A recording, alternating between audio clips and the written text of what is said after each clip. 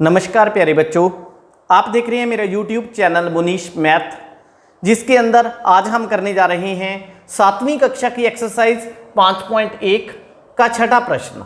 पहले 5 प्रश्न हमने पहली वीडियो के अंदर कवर कर लिए थे।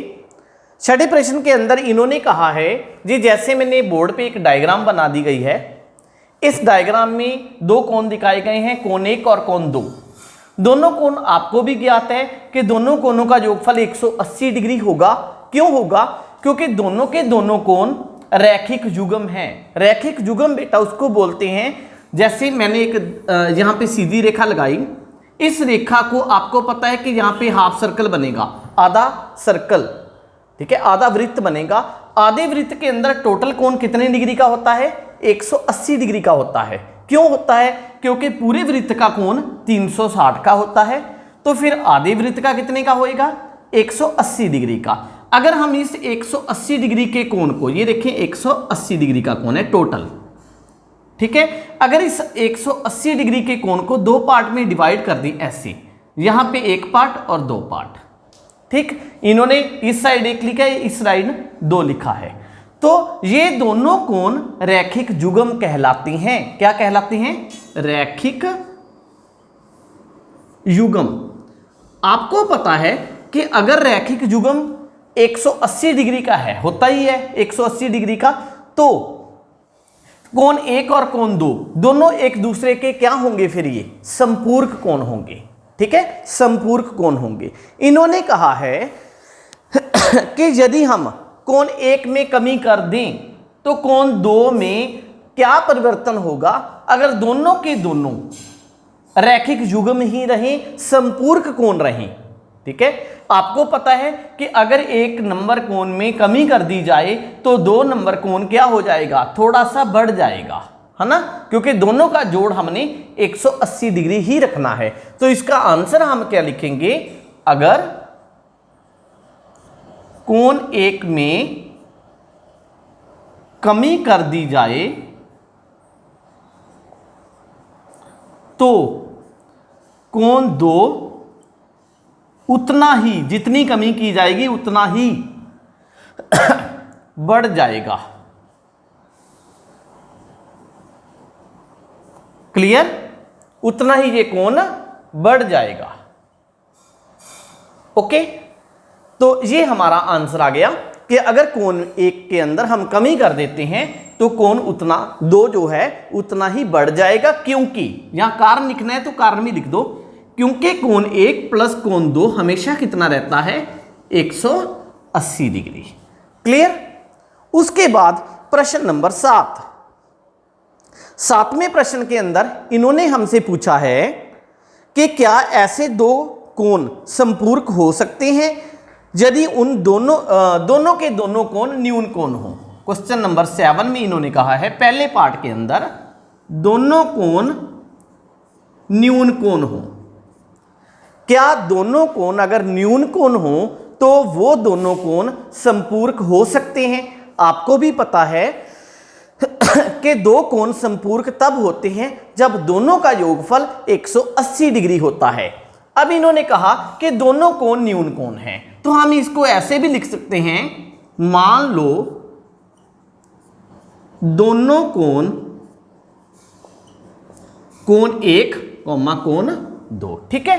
फिर कोण 1 क्या है? 90 डिग्री से कम है। कोण 2 भी क्या है? 90 डिग्री से कम है। ये हमें दे रखा है इन्होंने, ठीक है, इसको हम लिखेंगे दिया है, ये हमें दे रखा है। अगर हम दोनों को जोड़ते हैं, इसलिए कोण 1 प्लस कोण 2 कम हो जाएगा किससे? 90 प्लस 90 डिग्री से। तो फिर कोण 1 प्लस कोण 2 किससे कम होगा? 180 डिग्री से कम होगा फिर ये, है ना।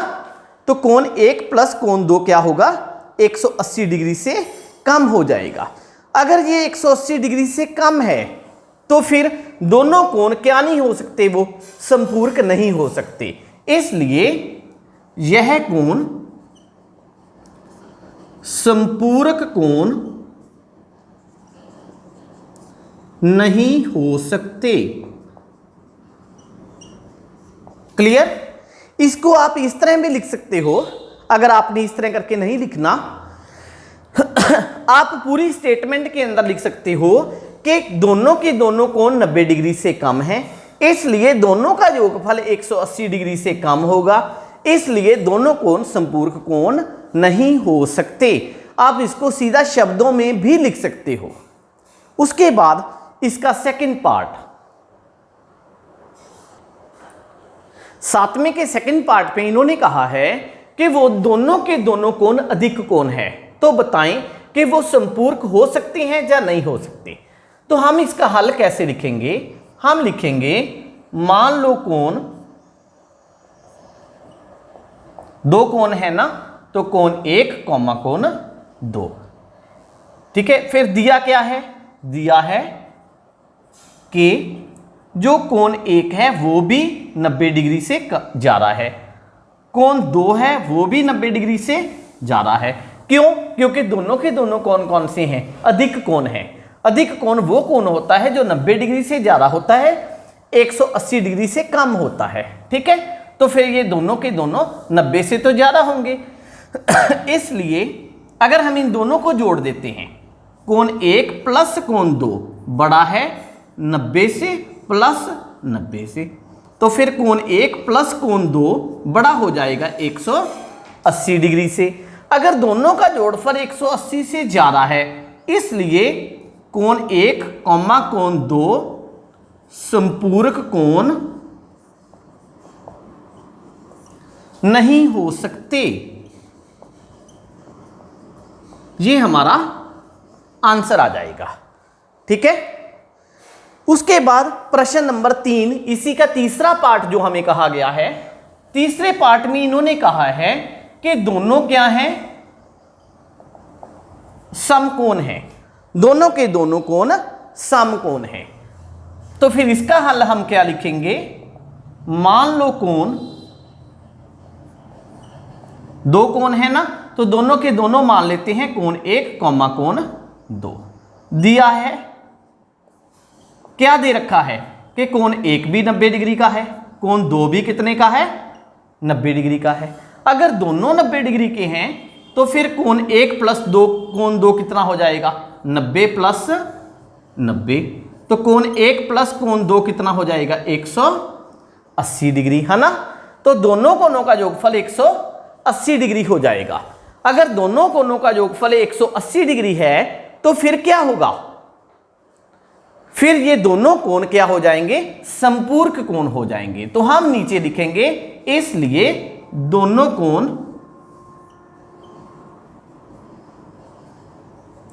संपूरक हैं। ये हमारा आंसर आ जाएगा। क्लियर हो गया ना क्वेश्चन कि अगर दोनों कोण न्यून कोण हैं तो दोनों का जो जोड़फल होगा वो 180 से कम होगा इसलिए वो संपूरक नहीं हो सकती। अगर दोनों का योगफल अधिक है, जैसे दूसरे पार्ट के अंदर कहा गया है, तो दोनों 90 डिग्री से ज्यादा हैं, दोनों का जोड़फल 180 से ज्यादा हो जाएगा, तो दोनों कोण संपूरक कोण नहीं हो सकते। तीसरे पार्ट के अंदर कहा है कि दोनों समकोण हैं, मतलब दोनों 90-90 के हैं, दोनों को जोड़ेंगे तो 180 आ जाएगा, इसलिए दोनों कोण संपूरक कोण हैं। ये था हमारा 7वां प्रश्न। उसके बाद प्रश्न नंबर 8। 8वें प्रश्न के अंदर इन्होंने कहा है कि कोई कोण है हमें दिया गया, वो 45 डिग्री से बड़ा कोण है, ठीक है। कोई कोण 45 डिग्री से बड़ा है, तो बताएं उसका जो पूरक कोण होगा वो 45 डिग्री से बड़ा होगा, जहां बराबर होगा, जहां छोटा होगा। बेटा देखो, आपको पता है कि अगर कोण पूरक हैं, अगर कोण पूरक हैं तो दोनों कोणों का जो योगफल होगा वो कितना होना चाहिए? 90 डिग्री होना चाहिए। दोनों कोणों का योगफल 90 डिग्री होना चाहिए। और अगर उनमें से एक कोण 45 से बड़ा है तो दूसरा 45 से क्या होना चाहिए? छोटा होना चाहिए, है ना, क्योंकि 45 उनका बिल्कुल आधा है, 90 का आधा 45 होता है। अगर एक कोण 45 से बढ़ जाएगा तो दूसरा 45 से छोटा होना चाहिए, क्योंकि दोनों जो कोणों का योगफल कितना है? 90 डिग्री है, क्योंकि दोनों पूरक हैं, ठीक है। तो हम सीधा इसके हल में लिख देंगे, क्या लिखेंगे हम लिखेंगे दूसरा कोण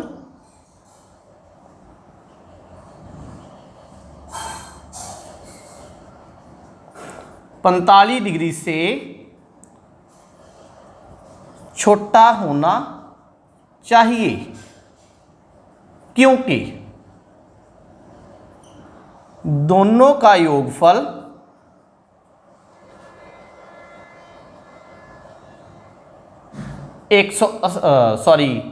पूरक है ना, तो 90 डिग्री है। ओके, ये हमारा आंसर आ जाएगा। उसके बाद प्रश्न नंबर 9। 9वें प्रश्न के अंदर हमें यहां पे एक डायग्राम दी गई है जो मैंने बोर्ड पे बनाई है। इस डायग्राम के अंदर उन्होंने प्रश्न पूछे हैं। पहला प्रश्न ये पूछ रहे हैं कि क्या कोण 1, कोण 2 आसन है।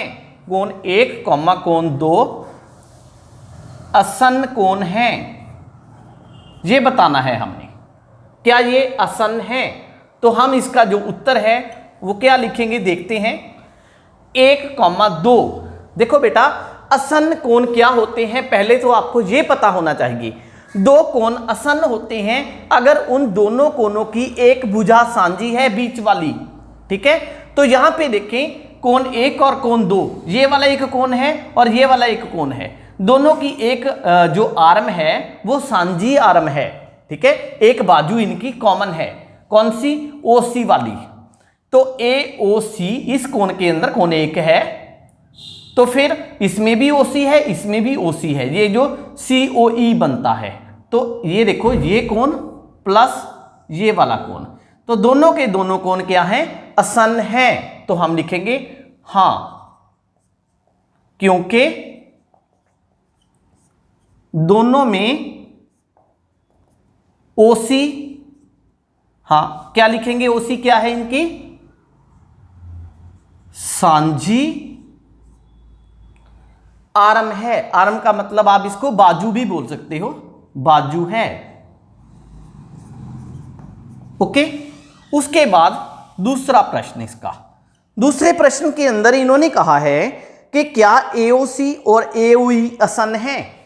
कोण AOC और कोण AOE आसन है,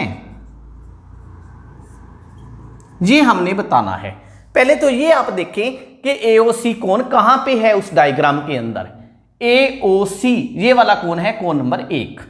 फिर AOE, AOE ये पूरे का पूरा है, ये वाला। अब देखो, AOC है जो, ठीक है, वो AOE के अंदर ही बन रहा है, उसी का सब पार्ट है। तो हम कहेंगे इसका आंसर हल के अंदर कि नहीं, यह आसन नहीं है। क्लियर? उसके बाद तीसरा पार्ट इसका। तीसरे पार्ट के अंदर इन्होंने पूछा है कि क्या COE और EOD रैखिक युग्म बनाते हैं। क्या COE, कोण COE और कोण EOD रैखिक युग्म बनाते हैं, ये बताना है हमने। COE कोण कहां पे है? COE ये वाला, और EOD ये वाला कोण। अब देखें, COE ये वाला हो गया, EOD ये वाला कोण हो गया। अगर हम इन दोनों को देखते हैं तो आपको दिखाई दे रहा है कि ये दोनों के दोनों अर्धवृत्त बनाते हैं, है ना। आपको पता है कि अर्धवृत्त 180 डिग्री का होता है। ठीक है, तो ये जैसे भी दो कोण अर्धवृत्त बनाते हैं तो हम बोलते हैं कि दोनों के दोनों कोण रैखिक युग्म हैं। मैंने आपको पहले भी बताया था कि हम एक अर्धवृत्त लेते हैं, उस अर्धवृत्त को जब दो पार्ट के अंदर डिवाइड कर देते हैं तो हम उसको रैखिक युग्म कहते हैं। तो इसका उत्तर आप क्या लिखोगे हल के अंदर? हाँ, यह रैखिक युग्म है। ओके, उसके बाद इसका फोर्थ पार्ट के अंदर इन्होंने पूछा है कि क्या BOD, कहां पे है BOD ये वाला एंगल 4 नंबर एंगल, और DOA ये वाला 5 नंबर एंगल। दोनों के दोनों संपूरक हैं। देखो बेटा, अगर आप 4 नंबर और 5 नंबर कोनों को जोड़ के देखेंगे तो ये रैखिक युग्म बनता है, आधा वृत्त बनता है और दोनों का योगफल 180 डिग्री है। तो हम क्या लिखेंगे इसके हल के अंदर? हाँ, यह संपूरक हैं। क्यों संपूरक हैं जी? क्योंकि यह रैखिक युग्म बनाते हैं। ये हमारा आंसर आ जाएगा। 5th पार्ट, क्या कोण 1 का शीर्ष विमुख कोण कोण 4 है? कोण 1 का शीर्ष विमुख कोण कोण 4, ये बताएं। कोण 1 कहां पे है? ये पड़ा है। कोण 4 ये पड़ा है। दोनों के दोनों क्या बना रहे हैं? क्रॉस बना रहे हैं, काटी बना रहे हैं। तो हाँ, इसका उत्तर हम क्या लिखेंगे? हाँ, बस ये लिख देंगे। हाँ। फिर 6th पार्ट इनका, कोण 5 का शीर्ष विमुख कोण क्या है? कोण 5 का शीर्ष विमुख कोण, ये हमने बताना है।